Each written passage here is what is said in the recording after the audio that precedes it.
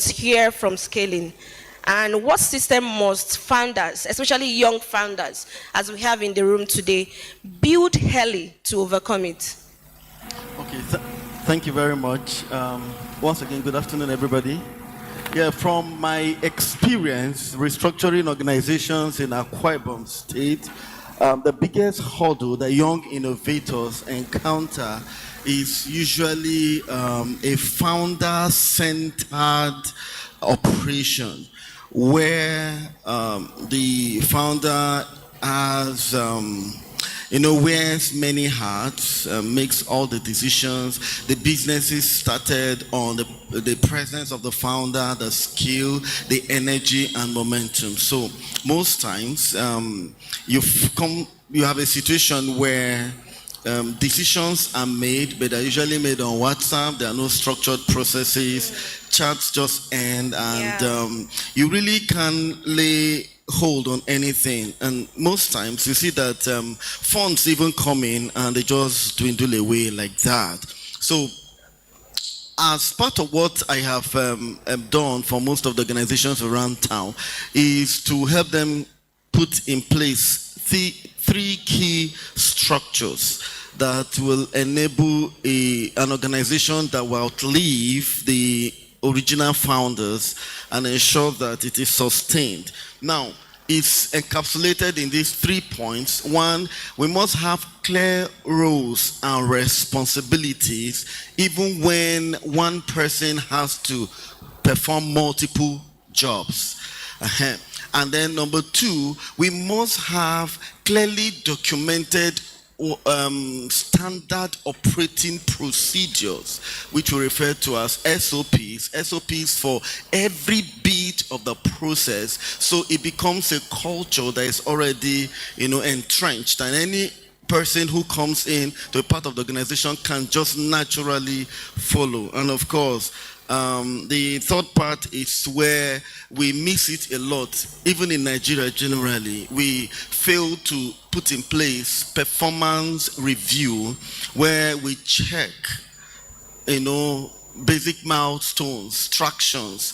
Are we doing well? What have we not done right? What could be better? And all that. So when we have all of this in place, it will take care of the people problem, it will take care of the process problem, and then of course, it will also help us to do more sales and we get better results. Yes, thank you very much. Please, as you listen to them, let's give them a round of applause.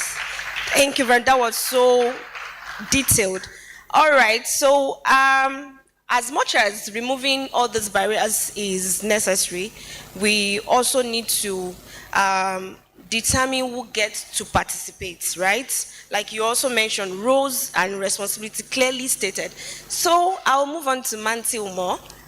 Yeah, and based on your work with young women, especially rural youth, teenage youths, I've seen so much that you do, and especially persons with disabilities. How can Akwa Ibom's innovation ecosystem be designed to ensure inclusion is intentional? For inclusion to be intentional, at the big. Sorry. So I'll start that again. I said for inclusion to be intentional, we have to start at the beginning of projects and not at the end.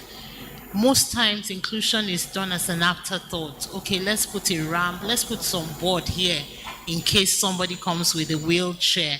Okay, let's reduce the lighting in case somebody that has a problem with lighting sits in front.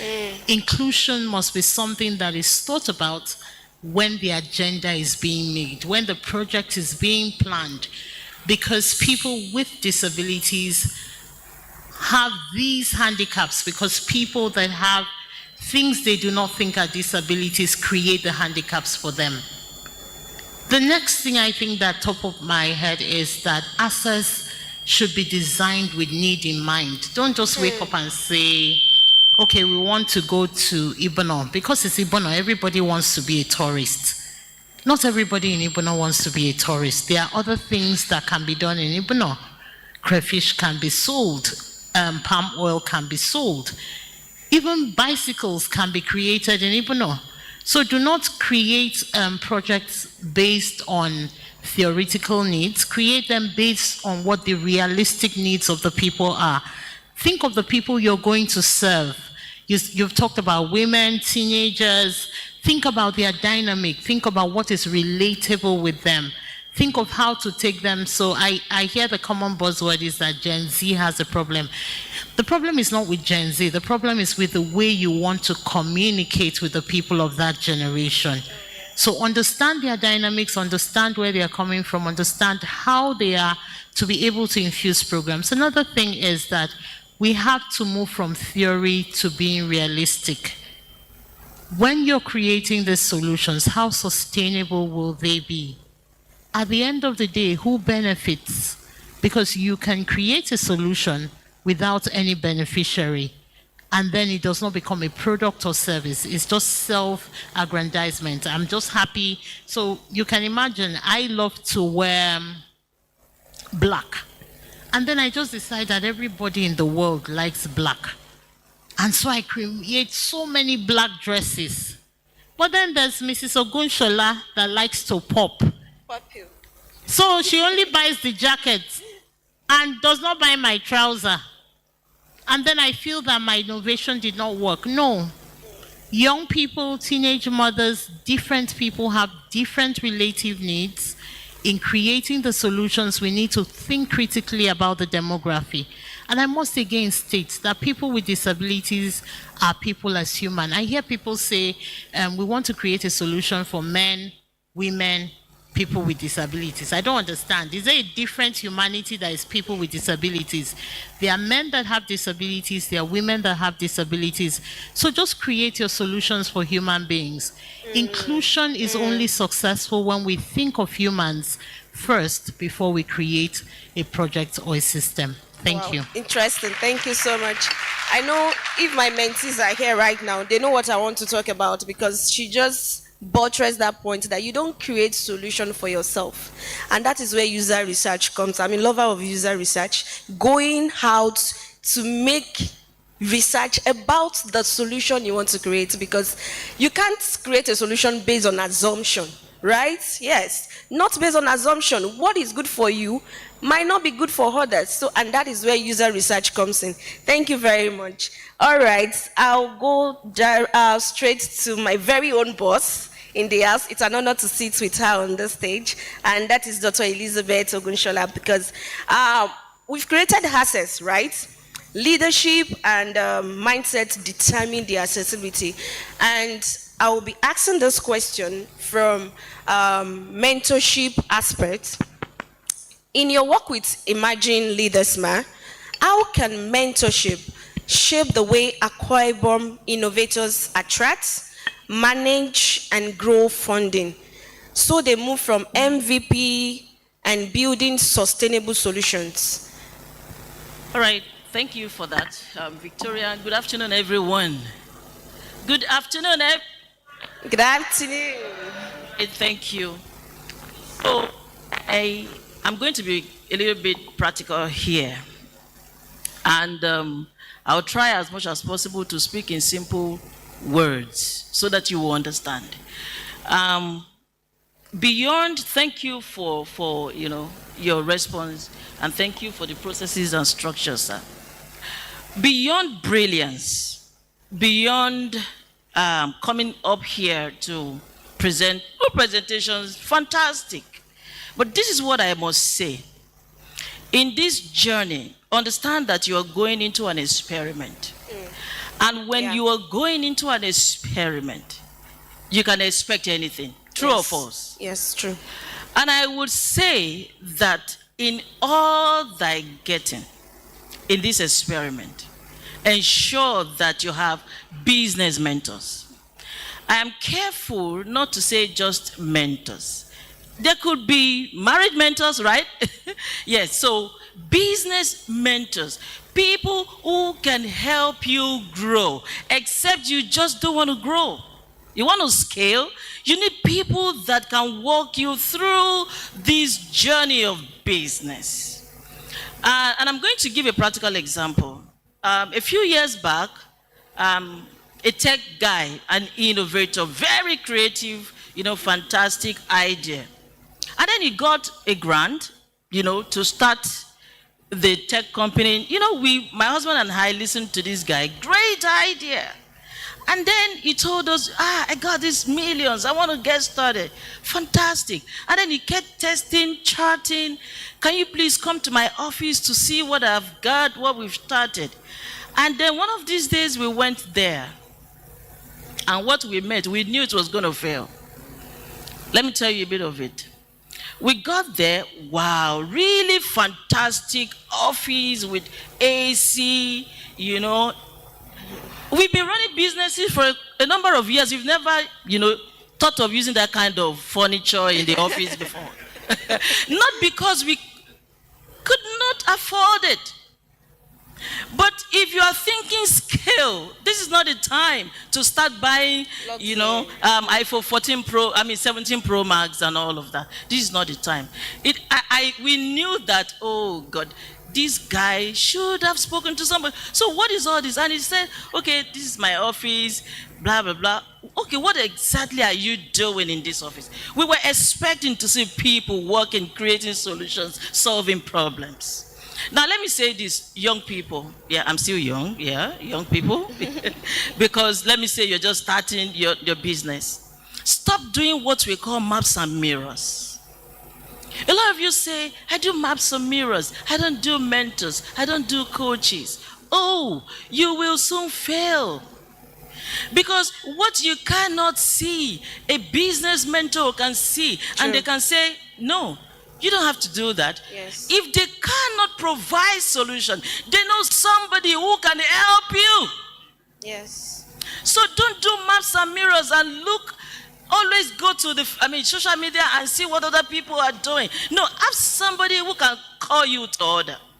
Who can tell you, show me the numbers? Who can tell me what structures have you put in place? Who can tell what are your processes? Who can tell, I sat here, listened to the presenters, and I was like, the explanation I am getting, can you in 2 minutes explain your solutions to the market people? People, simple words. I run a school. I'm a founder, CEO, Brainy Hive Schools. The best school and in I sat States. here, yeah, thank you for that. And I sat here to listen to the people with school solutions. I was like, excuse me, can you say it in simple words that anybody on the street can understand? So get yourself people who can help you beyond this, because you're going to face problems beyond the things that you have said and written.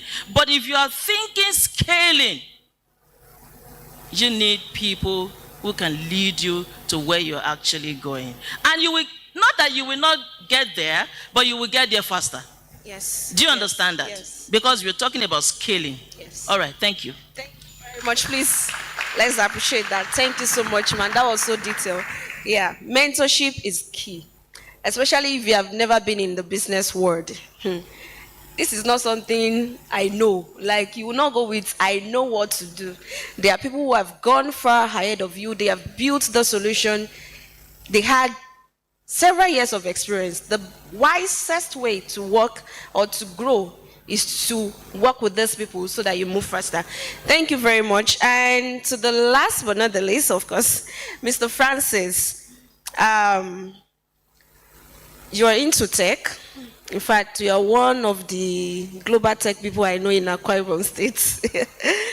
And I would like to ask, from your experience working with startups and creatives here in Akwa Ibom, you've worked with quite a number of them.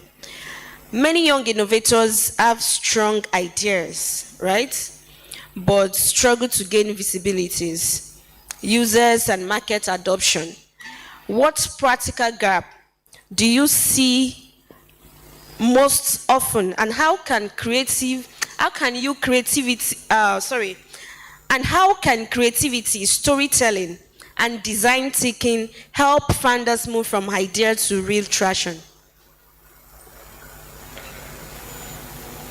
Good day, everybody. So first, everyone knows me as a tech person, but I'm an artist, a visual artist. I just want to let that From next year, they will not know me as a tech person anymore. Oh, They'll okay. start knowing me for my first love. Being an artist led me into business, and my first business was in 2003. It was crazy because I just wanted to do something that people would like. I found out that people liked them, but I wasn't making money from it. I've done several other businesses along the line until started Root Hub. Now, one of the key things for young people, I've worked with young people for over 20 years, and I can tell you for a fact, most times visibility is not cruise, it's not vibes. Many young people feel the more I'm seen on social media, the more people know who I am. The truth is, it is more about how much time you spend in your business. The Root Up is 12 in a few months. We're 11 now, but by May we will be 12. And I can tell you for a fact, like she said, I've not bought a car. The bus we're using is because it's utility for us. So it carries me from point A to point B, right? Yeah. It also carries other people. That is why I got it. So the thing is, if you don't think long term, you will not actually see yourself grow. So for storytelling, like I said, I'm an artist. I use storytelling a lot because I believe that people find your authenticity when they hear your story. And most of us, in terms of all our pitches today, many of us will go on to meet investors out there. Sometimes it is not show me your pitch deck that makes the work happen, right? It is how are you able to talk about yourself. You could start with a simple question like, hello, can I know you? And some of us will say, oh, my name is this, and then we end it there, right? That conversation is not going on.